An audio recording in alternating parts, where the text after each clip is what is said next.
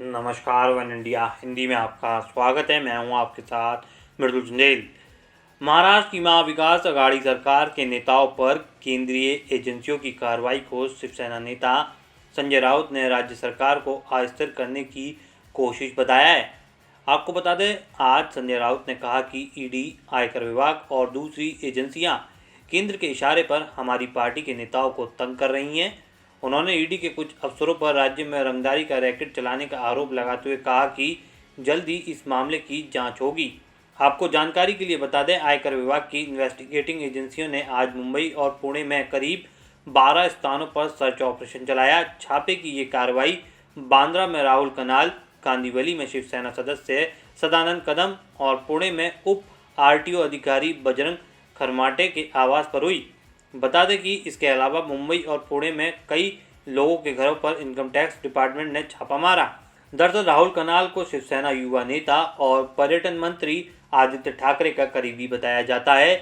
वहीं सदानंद कदम शिवसेना नेता रामदास कदम के भाई और बिजनेस पार्टनर हैं। साथ ही शिवसेना नेता और परिवहन मंत्री अनिल परब के करीबी हैं।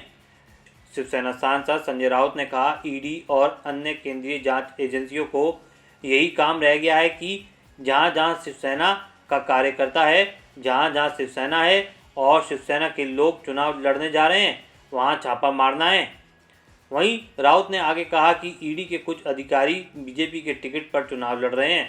ईडी बीजेपी का एटीएम बन गया है। ईडी अधिकारियों की संगठन से एक रंगदारी रैकेट चलाया जा रहा है। मैंने पीएम को इन अधिकारियों की जबरन वसूली का रिकॉर्ड भी दिया है। ईडी अधिकारी एक गठजोड़ बनाकर ठेकेदार, डेवलपर्स और बिल्डर्स से उगाही कर रहे हैं। मुंबई पुलिस ईडी अधिकारियों की सांठगांठ से आपराधिक सिंडिकेट और रंगदारी रैकेट की जांच शुरू करेगी। मेरी बात नोट कर लीजिए, ईडी के कुछ अफसर जल्द ही जेल भी जाएंगे। गौरतलब है कि इन छापों को लेकर राउत ने कहा, केंद्रीय एजेंसियां पश्चिम बंगाल और महाराष्ट्र जैसे राज्यों के कुछ चुनिंदा लोगों को ही क्यों निशाना बना रही हैं? क्या उन्हें दूसरे राज्यों से कोई और नहीं मिलता है? बाकी राज्यों में कहीं कोई गड़बड़ी उनको नहीं मिल रही है? ये सिर्फ महाराष्ट्र की एमवीए सरकार पर दबाव बनाने और अस्थिर करने की एक रणनीति है।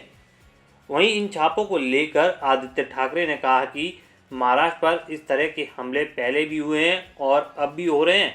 इस तरीके से पहले भी केंद्रीय एजेंसियों का दुरुपयोग हुआ है।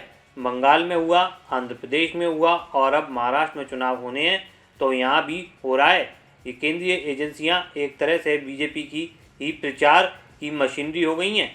लेकिन हम झुकेंगे नहीं, महाराष्ट्र झुकेगा नहीं। इस खबर में फिलहाल इतना ही। बने रहिए वन इंडिया हिंदी के साथ।